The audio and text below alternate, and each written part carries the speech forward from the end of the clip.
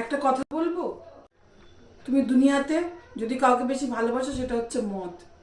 তুমি আগে বলতে মদ খাবো না, আমি তোমার উপর বিশ্বাস করতাম, আর এখন আমি ভরসাও করতে পারি না।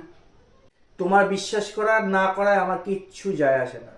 যখন সরকার আমার উপরে বিশ্বাস করে, তুমি তো একজন ঘরের বউ। বাইগান সরকার আবার তোমার উপর ভরসা করবে? তুমি জানো 2020-তে যখন লকডাউন লেগেছিল, তখন সরকার কোনো মন্দির খোলেনি, কোনো মসজিদ খোলেনি, কোনো গুরুদুয়ারও খোলেনি। খুলেছিল কি? মদের দোকান। কারণ সরকারের বিশ্বাস ছিল দেশের অর্থনীতি যদি কেউ একমাত্র ঠিক করতে পারে সেটা হলো আমার মাথা।